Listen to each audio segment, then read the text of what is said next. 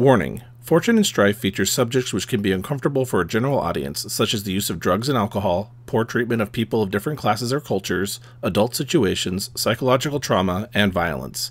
Listener discretion advised. Welcome to Fortune and Strife. I'm Robert, or Bayushi Shinichi, and I'll be your host and narrator. I am Jeanne, and I am playing Doji Gen. I am Tyler, and I am playing Akoto Riichi. I'm Tiff, and I'm playing Kuni Yui. I'm Paul, and I'm playing Shishiro Bisho. All right, so that brings you to the evening hours. Everyone's had a hopefully a busy and productive morning and afternoon, especially Yui, just trying to work off that hangover. But hey, you know what? It seems to have done the trick. Yeah, you've had enough to drink. Got some good food into you. Yeah, you feel like a half-formed human being again. Well. And you kind of come out of your room a bit as you hear Riichi come stomping up the stairs, and his armor does not look like it is all that much better than when he had last worn it. Riichi, you trying to fix your armor? Trying, yes. It did not go as anticipated. Yeah, all that banging early in the morning would be a bit much for me, I think. I'm surprised you were able to attempt that. I didn't drink nearly as much as you did last night. Of course, yes. No, see, I was definitely referring to because it was so hard to sleep. It was so bright and nice, and it's not what I'm used to. That's definitely what it was. Of course it was. Speaking of which, have you seen Sin-sama this morning? I wanted to check in on her. Being that she is your responsibility for the morning, I'm surprised you haven't checked in on her. I'm surprised I hadn't heard anything.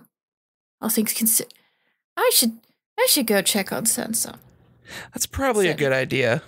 So yeah, the two of you kind of open up the door to the room that Bisho and Sin had been sharing, and Sin has the room as dark as they can get it, and is kind of just rubbing their temples while still on their futon, sitting up. Oh my goodness! Oh why? Oh, why does it feel this way? Upon seeing Sen in a worse state than her, Yui actually kind of finds a little extra recovery in that. Manages to put on a better face about it. So, oh, I see. You have spent the whole morning here then, so. She kind of nods her head. They came to bring me some food, but I couldn't bear to look at it. And you see, just a tray of a similar rice gruel, and also just a couple of onigiri kind of pushed off to the side away from her. I can't even think about eating. At which point, Riichi is just kind of sitting in the back, just smiling. It's just wide, and just goes, and good morning to you, Sen-sama. Amaterasu's rays shine down beautifully this morning. It is a wonderful day. Oh, curse that woman. No, I cannot bear her light right now. Well, Sen, let me tell you, you may not be able to think much about eating right now, but I have the best crab hangover cure for you. Is that what this is? Tell me. So it's this stuff called natto. Filled with protein. And yet has a bit of a smell to it. It's an acquired taste for some people, but, it really helps take the edge off. If it'll help, I think I could try anything. Fantastic. I will have them bring some for you. I will also have them bring plenty of water. That will help take the edge off as well. Oh, you haven't been drinking water like crazy at this point. Yeah, she's like, no, I yeah, you can see she's barely touched whatever they've brought up to her for her to drink. Just anything inside of me, it just feels like it wants to leave. But if you say this will help, and she kind of reaches out, grabs her the bit of water they brought up to her, and she tries to drink at it, and just every swallow just seems like it is a mix of pain and nausea for her, but she's able to get down a good half the glass. Good. You'll want to finish that before you leave this room. Yui will definitely make sure that she speaks to local servantor, whichever. Yeah, there's a series of maids and attendants that are making their way through the Ryukon here and there. Yeah, so you could definitely hit one up and let them know you'd like some natto sent up if they got some on hand, and they say, oh yes, no, we make some of our own in-house.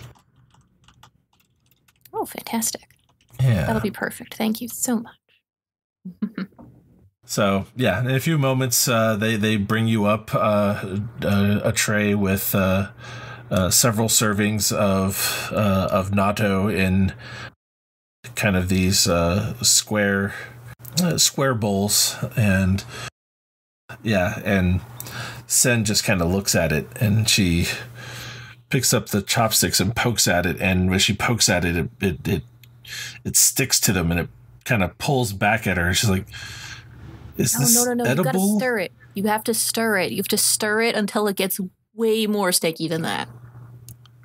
Even stickier? Yes. And she kind of looks at you, and you are just like getting in there and moving your chopsticks around. And she does her best to spin the stuff up, and she's like, oh, goodness, the scent. Oh. Don't smell it. Don't smell it. Just put it in your mouth.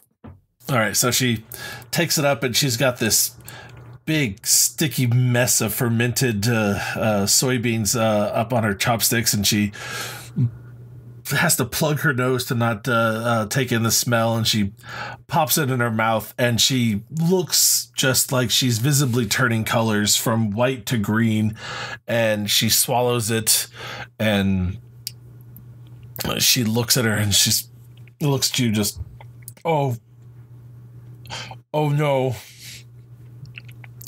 Are you absolutely sure? Yes, absolutely sure.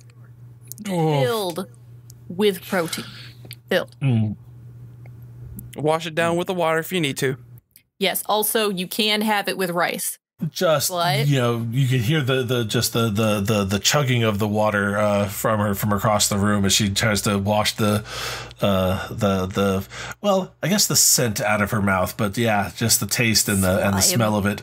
Yeah, the slime that gets in there. Yeah, but she sees you eating it and decides that if it's working for someone else who's been feeling bad and is overindulged, then it's got to be the way of things down here. And so she goes back in for it, and it takes some time, but by the end of the bowl, she's actually kind of she's actually picking at the last couple of pieces to actually go back and after them, the ones that got away, and she's doing a bit better by the time she gets to the end of the bowl of natto.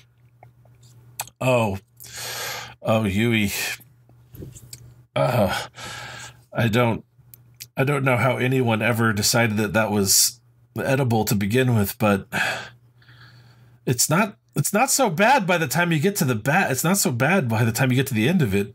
Yeah, I mean, and that's only the first time you have it. The second time, you're like, you kind of brace for it, but then the third time, it's just good. I mean, you start craving it pretty quickly. Oh, well, thank you. I think that what I need now is a quick bath, and I think I can meet the rest of the day now. Finally, Excellent. Good to hear. she kind of gets her yukata all more aligned and starts to kind of run her hand over her hair and decides that yes, no, while it might be part way to kind of halfway to evening already, that it's now is the time to start her day. And she kind of starts to get ready. Have any of you seen Bisho? I haven't seen him since last night. And neither have I. All right. Well, if you see him, tell him that I'm in the bath, and that I hope that we can sit down and work on an idea of how to get me back. But until then, a bath, and then we can get started. And she heads on downstairs to the bathhouse section of the Cypress Grove. You think she'll be okay by herself? Probably. And you'll turn to attendant nearby. If it's not too much trouble, is there someone who could who just generally make sure no one falls asleep in the baths? We can have someone poke their head in every once in a while to restock the towels. Perfect. That'll work. Yeah, she'll be fine, Richie. Okay. Then, well, we have the rest of the day to ourselves, at least. Yeah. Well, oof. So how did you like that sake from last night? Do you remember much of it? Let's see. There was the fire something stuff. And then that's pretty much the one I remember. Oh, it's really good with the fish. Indeed. Well, I was actually planning on dropping by that sake brewer again and picking up some more of the sake since we ran out of it very quickly last night. I was thinking about picking up a few more bottles. If you want to come along with, you're more than welcome to. You know what? Sure. I could use a walk anyways. Yeah, it's good to get outside and stretch the muscles, go for a walk, and see what this land has to offer. Couldn't agree more. And away we go. Da-da-da-da.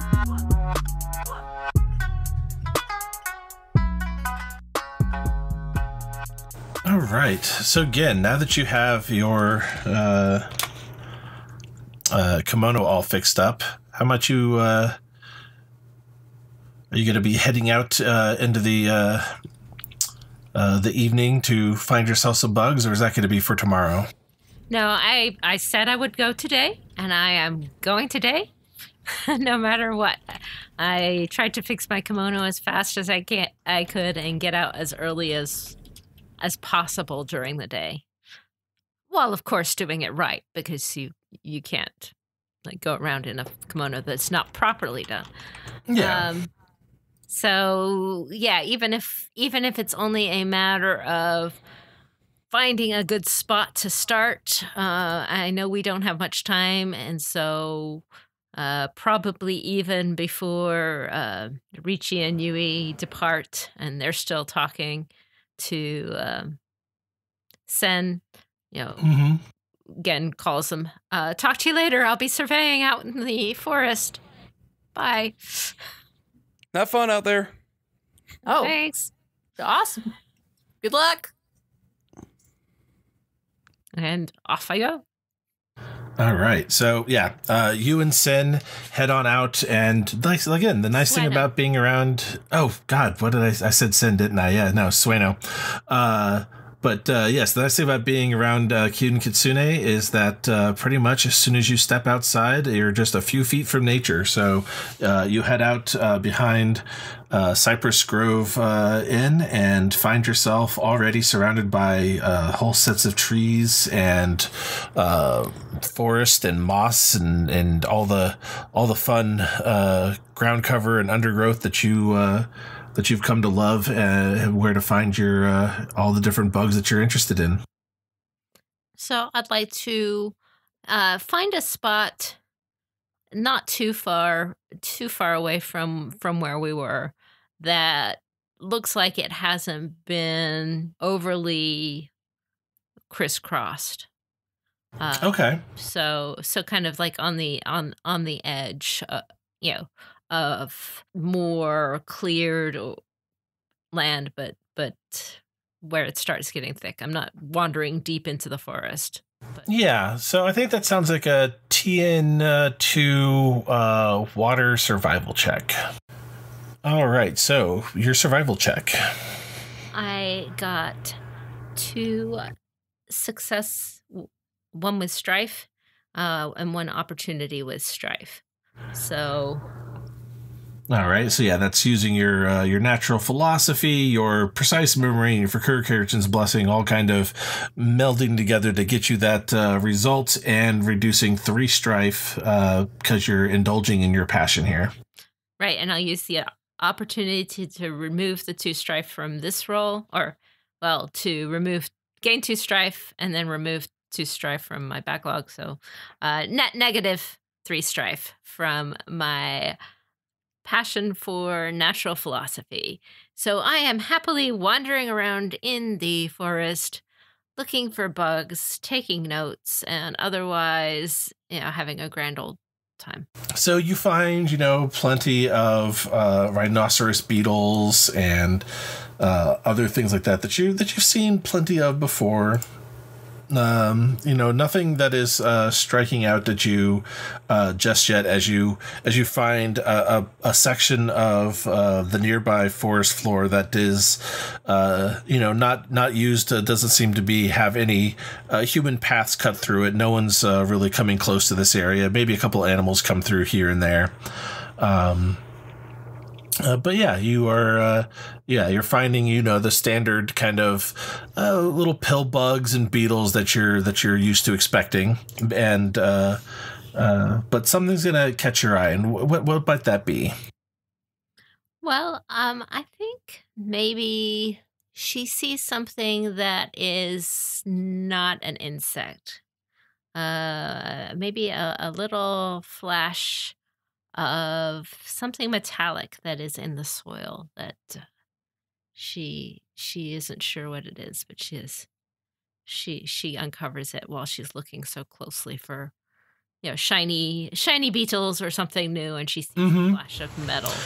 Yeah, like you're like, at first, is it a bit of chitin? Is it a reflecting shell of a bug? But as you kind of come nearer, you start to notice that it is no, that is metallic, and you start to kind of dig it from the ground there.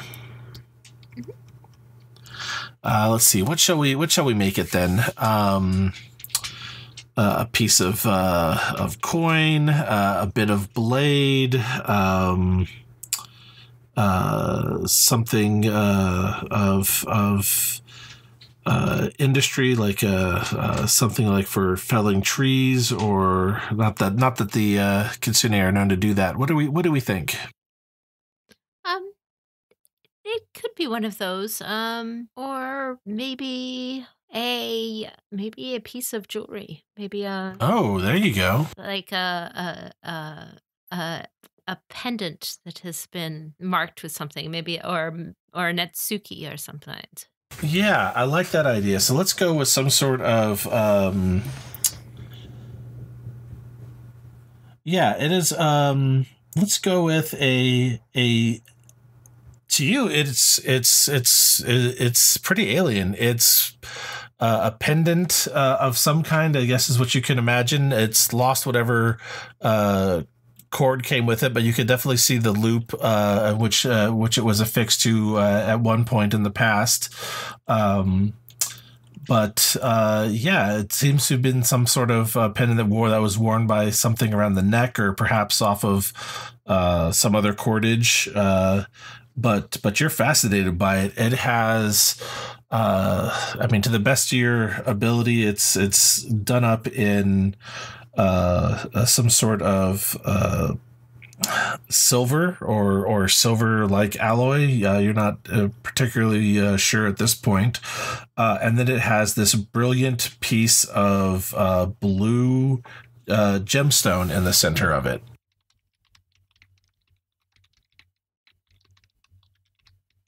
Make sure that I'm just looking in the forest and it's not like it doesn't look like it belongs to anybody. It's just lost there, which is what it sounds like. And yeah, I'll take it. It would be. It looks like it's been here. It's been encrusted in the dirt for quite some time, and it has this brilliant mottled dark blue with light blue kind of veins through it, and even what looks like flecks of gold all throughout it. It's a stone that you have never really seen before. But it is a cut gem set into the middle of this silver pendant. All right, I'll pick that up. Sounds good. Yeah, no, it is gorgeous, and Sueno kind of looks over it and says, "I've never seen something like that before." No, I will have to consult a book of gems and minerals. I believe that there's quite a nice one in Kuden Doji and the associated with the silversmith records, but to see what kind of gemstone that is, I've never actually made it my study, but it is very lovely. She nods along with you. Yeah, no, this was quite a find. Well, we didn't find any new beetles, but this is very exciting. Indeed. And she's, you could definitely kind of see a little bit of the wheels turning inside Sueno's head about just how much something like that might be worth. She is just marveling at it because it's something that she has no idea what it might be worth, because she's never seen something quite like it. Cool. So. All right. Yeah, go ahead. Oh, nothing. I was just, I find that, and that's neat. I'm still gonna, I'm planning to work until dusk before I get back, just to use all the daylight I can. Just taking notes and, mapping like where things are, and it might not be making any new discoveries, but she just enjoys. Yeah, no, you're having a grand time out there with Sueno, and you are getting to get back to where you are enjoying being out in nature and doing that stuff that you truly enjoy in your life. And you finally sit down to sketch a little bit here, a little bit there. You collect a beetle or two to bring back with you to sketch in more proper detail since the light's going down. And yeah, so you head back with your trophies for the day, a couple of sketches, a couple of beetles, and this very interesting kind of knotted silver filigree pendant with a strange blue gem in the center. And yeah, that's how you find yourself returning back to the Cypress Grove that evening.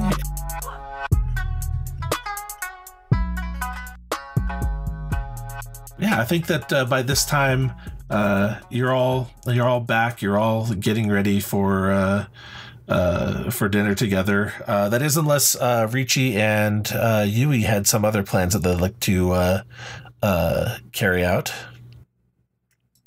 Yes, we're going to go visit Miyuki again. That's right. You were about to go visit Miyuki. So even after a night of hard drinking like you did last night, you decide to head out and hit up your new favorite sake brewer, distiller. It's an interesting craft between the two. I think brewer is the correct term. And so we had Bisho tell us that the thing that was quite distinctive about Miyuki was that they were an inventive brewer last time, but we didn't get an idea from you about what might be another characteristic about Miyuki. So why don't you give us an idea there, Richie? What's something kind of unique or interesting about them? I want her to be like compassionate. And that's like, again, that's one of those things where it's like, Richie is very much on the honor bound, and he's kind of grown compassionate, but it's still sort of a little bit of a new thing for him. And this actually would be a good time to like, because we've kind of hinted at it every so often. Actually, no, we've actually been doing it pretty much on throughout the podcast. But like another example of the samurai case taking care of the peasantry. And we can have her being like, yes, she is a sake brewer, but she's also using like a lot of her capabilities to feed and take care of some of the less fortunate peasants. All right. So as you make your way over towards Miyuki's shop, you're struck by the just the sight that's before you is that you have a peasant, looks to be like a farmer, who is kind of come into her shop and seems to kind of almost being extremely apologetic or deferential at the moment, almost to the point that it's slightly uncomfortable to kind of be in the presence of someone kind of apologizing so profusely. And they kind of go on, we're so sorry, it's just we haven't been able to bring that out as much as we thought we would this year. Even what we've been able to make up with in vegetables to feed ourselves, our rice was barely able to cover our taxes. We're only able to provide about half of what we would normally to you, and I know that's going to cut into your production here, and we're extremely sorry. We're going to do everything we can to make it up to you. And Miyuki's like, oh, no, don't even worry about this, Taro. We're going to get through this together like we always have. Your family has been providing rice to me for years now, and sometimes the crop just doesn't come through the way we want to, and we might have to make a little less this year, maybe charge a little more for each bottle to make it through, that we get through all right. But so long as you and your family are getting paid, getting fed, that's what matters. Come on now, get up now. It's quite all right. And she, kind of helps embrace this man and helps to kind of pick them up from where they had kind of been, almost ready to debase themselves in apology. And she kind of helps get him together, and kind of helps calm him down, and kind of pats and kind of shakes his shoulder to steel him up a little bit. Come on now, let's have something. Let's get something into you. A little bite to eat, shall we? And she kind of calls back to one of her workers to come and bring them something to eat, just some sort of light snack. She kind of says something, just any old thing. And it's, another minute or so, and they're finally back to talking in a more normal fashion. But Richie, you're kind of, at first it was an uncomfortableness, but now you're very impressed by seeing this side of Miyuki, this compassionate side that I think you're finding so attractive. Like, Kitsune-san, that was very kind of you. I know at least one other sake brewer that is not as kind as that to their farmers. Oh well, we're working together in this. I'd be nothing without Taro here, and vice versa. I take quite a bit of rice from him and spin it into sake, and make a profit for the both of us that way. But yeah, I wouldn't be anywhere without him and his family. They grow some of the finest, cleanest tasting rice for sake that we have around here. Well, farmers like that are very much a gift. I couldn't agree more. So what brings you by? Have you already drunk through what I sold you the other day? Yeah, last night was quite a trip. Allow me to introduce my friend here. This is Kuni Yui. She shared most of the bottle that I had purchased yesterday. Oh, well then I don't need to entice you with a sampling now, then, do I? I mean, I wouldn't say no. All right then, and she kind of goes back to the towards her counter, and she kind of comes back up. I have something from last year where I had done something with some overripened plums. It's fairly sweet, but might you like to try some? Certainly would. All right, yeah, make the best of what we have. And so she pours out a couple of cups for you and Yui, and even one for Turo. And to friendships in good times and lean times, and she kind of raises the cup and kanpai, and everyone has a nice long drink of this kind of sweet plum sake. Whew, that goes down smoothly. It is one of my favorites. We don't have a lot of this left from last year, but I thought this would be a good time to enjoy some of it.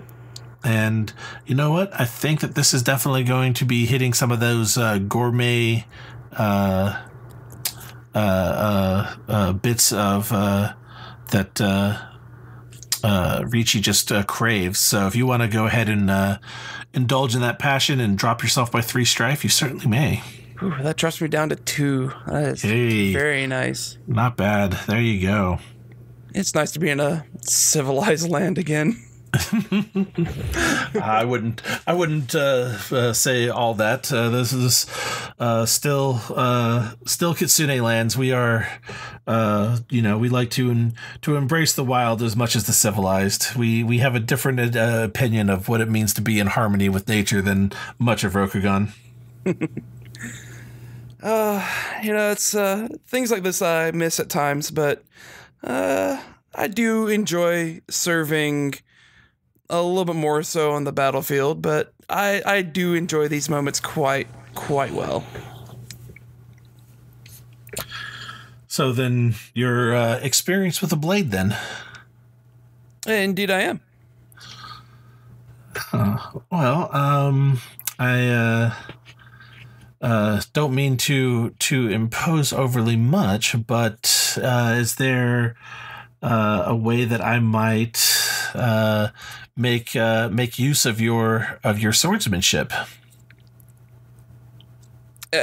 Ricci kind of cocks his head a little bit. What do you mean?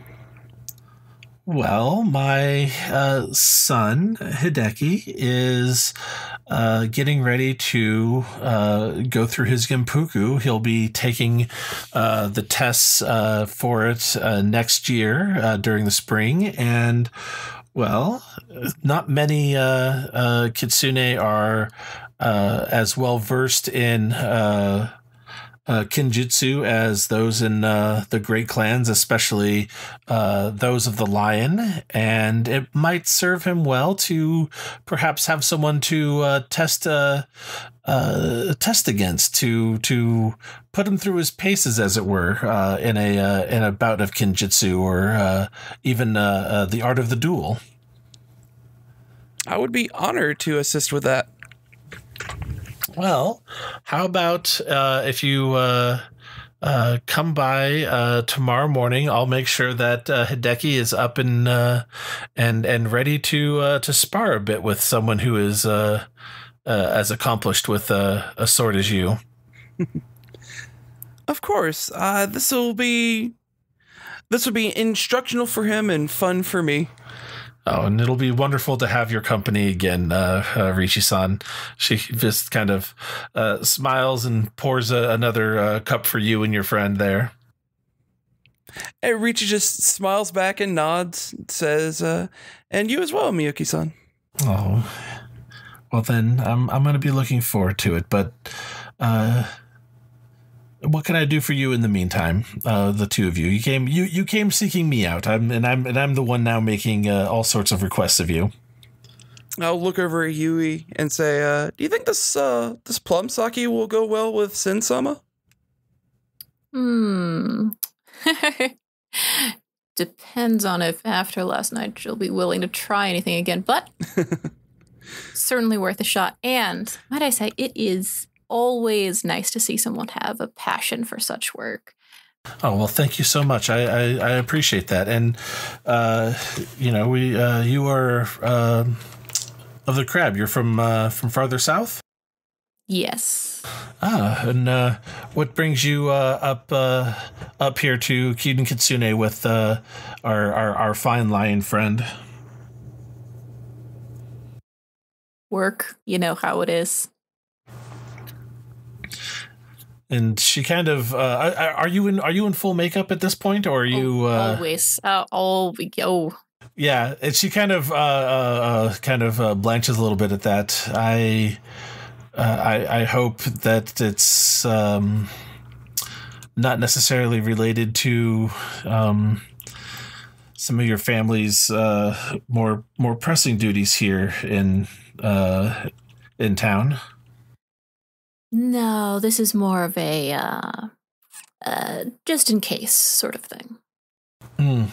Well, I wish you well in that, and hope that it doesn't have to come down to some of the stories we've heard of the Kuni over the years that can be quite dramatic when they come to town seeking someone. Well, then you'll suppose you'll let me know if you're harboring any Mahotsukai then, right? She kind of like,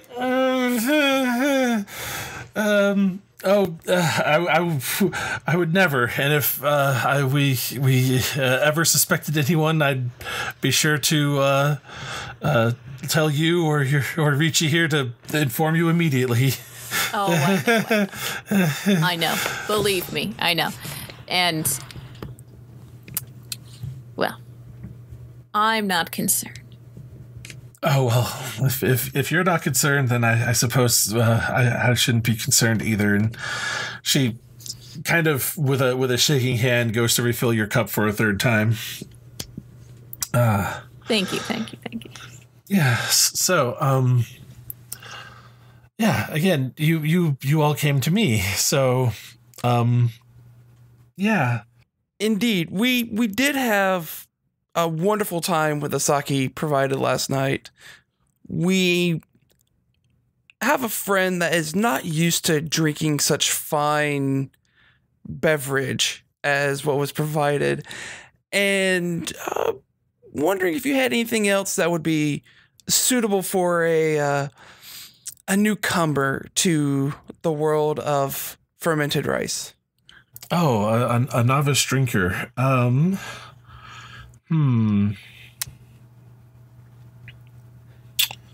Something as sweet, but not as powerful. Oh, well, if you want something sweet and not all that strong, she goes and back and brings out a bottle that is it is dark, amber, thick, but very dark. It has kind of this, like I said, this orangey yellow glow to it, but it's definitely kind of thick and dark brown liquid inside of this this bottle. And she kind of fills you up with two small cups of it. This is a black sesame liqueur that I've made up. And you taste it, and it is just sweet and sesame it is just that intense sesame flavor that kind of hits you with an overwhelming sweetness, almost like candy, kind of like you were eating some sort of sesame bun, but in a very syrupy alcoholic drink. Ooh, that gives me a few ideas. And it is incredibly low alcohol. This is something that you would have to try very hard to or drink quite a bit before it had a terribly deleterious effect on you. I think that your novice friend should enjoy this quite a bit. And in fact, if they find it to be too sweet and maybe a little too soft, you can mix it with sake in different proportions to get it to just about where you want it. Whether you want it a little drier and not so sweet and a little stronger, go a little heavier on the sake, or, the opposite way. Just mix it with a little bit of sake and you should be right there. Yeah, and I think I could potentially use this in a meal. Oh, perhaps saute something with it. She kind of leans forward on her elbow across the counter, just very close, leans in close to you, and she just kind of, what did you have in mind? Well, maybe taking some vegetables and some rice, do a little bit of a stir fry with this, and this could make things really interesting. And yeah, you kind of start going back and forth, discussing how you might use this liqueur or different sakes that she has throughout cooking. And it is just, she is just flirting and engaging with you in such a very direct and shall we say, unrestrained manner at this point, that it is effectively just the two of you having a conversation, despite, a couple of workers here and there, and, Yui right beside you. Every once in a while, Miyuki will remember to offer a little bit more of this or that to Yui, but she is very much just lost in conversation with you. And Ricci is very much the same. It is nice to be able to talk shop, as it will, with something that you really, truly, passionately enjoy. Mm-hmm. But it goes on for a bit until Miyuki just kind of remembers she has other things she should be doing and other people to possibly tend to, not just you as a customer, but others as well, and says, "Oh, but we've gotten carried away here." Oh yes, of course. Shall we say? 2 boo for the black sesame? Absolutely. And if you have any more of that maple leaf from yesterday, I would gladly have another bottle. Of course. We'll call it 3 boo for the 2 bottles then. Then she sets them aside and pushes them over to you. Excellent. I will go ahead and pay that. Yeah. And we'll see you tomorrow morning then. I'll make sure again that Hideki is up and ready to go and ready to train. Tomorrow at sunrise? Sunrise, yeah. Meet us right here. Actually, out back. I'll have him set up a bit of a dueling ground as best as he can. I look forward to it. As do I. Take care, Rishi-san. And you, Miyuki-san.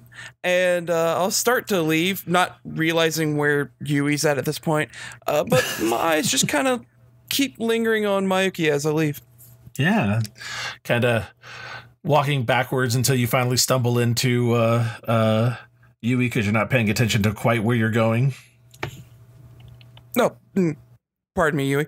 And just kind of straighten the back and walk on out as proudly as I can. Yui is not good at picking up on any of these sorts of things. It's just oblivious to the whole thing, yeah. Pretty much. It's just like, so you really like sake, huh? Didn't know you were so passionate about that. I mean, sake can be used in a lot of great things, and it's good to drink. But he starts to turn redder and redder, and she's just missing it completely as well. Oh, yeah. Totally. I'm loving it as you guys make your way back towards the Cypress Grove.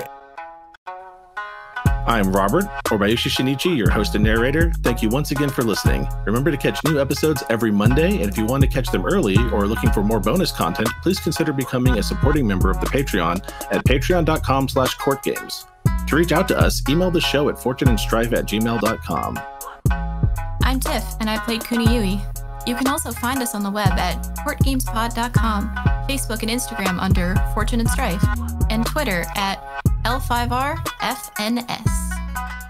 I am Tyler, and I've been playing Akoto Ricci. You can find me on Twitter or on Twitch as Churcher Games. I'm Paul, and I was playing Shishiro Bisho. If you want to follow my other projects, I am the GM of 2 LGBT+ podcasts, Tales of Swordfall at Swordfall D&D for D&D 5e, and Gates of Orchid and Iris at GOIL5R for L5R 5e. This was Jeanne, aka Kakita Kaori, and also known as, at least today, Doji Gen. If you like, you can also find me on the CourtGames RPG podcast, at the Winter Garden of the Kakita website, or check out The Table Is Yours for fiction readings of the FFG stories. This has been Fortune and Strife, a Court Games production in association with the Rokugani Historical Society.